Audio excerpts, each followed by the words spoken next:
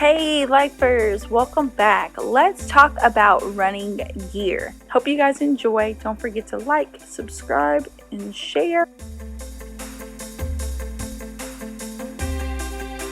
When you're starting a new running journey, that doesn't necessarily mean that you need to go out and buy all new things, right? There's some staples that you need, or there's some things that you might need to splurge on to make sure that you are staying safe as you start this running task. One thing that you need to remember about this sport is that you want to practice running with everything that you think you're going to need for race day.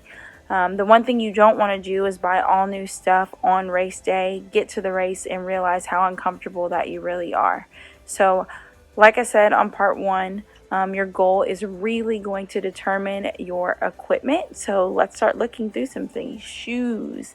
Anywhere from 1 mile to 5K, I recommend just using the athletic shoes that you have, possibly making sure that they are running shoes. So like the treads of the sole are pointing in the direction that you're going to run. These are what I started running in. I liked something that was a little bit lighter weight. I think that's probably from all of my years in gymnastics, but just making sure that it's something that's comfortable on your feet. Anything over a 5K, when you start thinking about training for a 10K, a half marathon, or a marathon, you should probably go to a running store to get fitted for a shoe. They really look at how you stand, what kind of cushion and support that you need, and how your foot hits the ground to make sure that you have the right shoe that's for you. And this is important because it helps to prevent any injuries. An important thing that I learned with running shoes, when you go the longer distances, you want to buy them half of a size or a full size bigger, because when you're running, your foot is constantly sliding forward, and you could really end up with some toe or some foot pain if your toe is hitting the front of that shoe. So I found a brand that I like, and I've pretty much stuck with it. I like to run in Sauconys.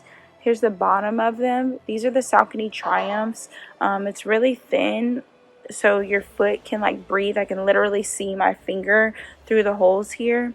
But then there's also a good cushion on the back, and they're pretty lightweight and pliable. Once I found these shoes, I really never went back to anything else. Like, I literally went and bought them whenever my mileage was up on these, because shoes do have a running life. Let's talk about socks, because no one ever thinks about that until you've got blisters on your toes. Get some blister-proof socks, some sweat-proof socks. I know that some runners prefer wool or longer socks that cover the calf because it helps with circulation, but I prefer no-show socks, and these are Balegas. They are really comfortable. They're specifically made for running. And then these features I really love. They're really thin.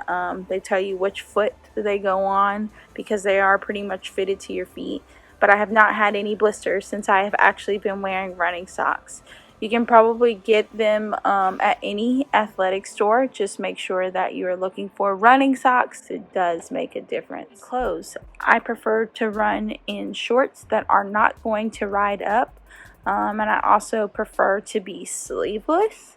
If it's cold, I like to have my ears covered, but not really my head covered, because I really don't care about the temperature of my legs depending on the weather. But I do not really like running in long sleeve unless I have to. Oftentimes you'll find me running in a crop top or something sleeveless or a racer back, and that works. Again, you don't have to go out and buy anything special. I'm super picky, but those are the things that I've learned on my own journey, and you'll learn more about yourself as you start running. But whatever you're planning on running your race in, that's what you should be practicing in. Rather than holding your phone in your sports bra, which is what a lot of us females start off with, or males holding it in like your basketball shorts or workout shorts, you might want to find another place. I know that this new style of workout tights tends to have pockets, so that might be beneficial to hold your phone, especially if you're just starting out running. But as you move further along in your running journey and you're running longer distances, some people like to invest in a pouch or an armband. I've even seen the backpacks that you can easily get stuff out of that's really thin, the running packs, or a camelback. I prefer to run in a waistband. It does come with 2 water bottle holders. As you start to run longer distances, you might want to get water and don't want to stop at a watering station like you're a animal or whatever. And so you keep it there. I usually keep one on here filled with water as I run longer distance, and probably one filled with like Gatorade or something like that. Also has a place to hold my phone or my gel pouches if I need those to run longer distances as well. But find what works for you. Let's talk about headphones, right? I run with music in my ears or a running coach. I like to make sure that I can find some headphones that are good for me. Some people like the bigger, like Beats by Dre, but it feels really hot to me or heavy to me.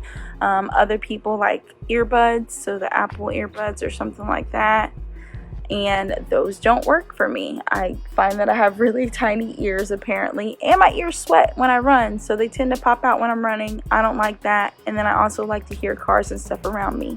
So what I found was these Aftershokz headphones. They're bone conducting headphones that I like live by.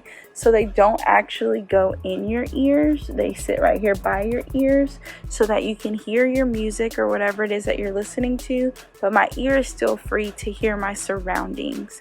You can buy these on the website or on Amazon. These are the Aftershokz titaniums. They're a little bit smaller around, but these are my go-to. I hope that you all have set your goals and that you know what it is that you want to do, and now start thinking about the equipment that you need to set out for your run. We will talk again on our next post about all the other wonderful things that you should think about, like a training plan. And if you have any questions, you can always send those to me and I'll definitely answer those as well. Running gear, start your running journey, set your goal. I'll see y'all later.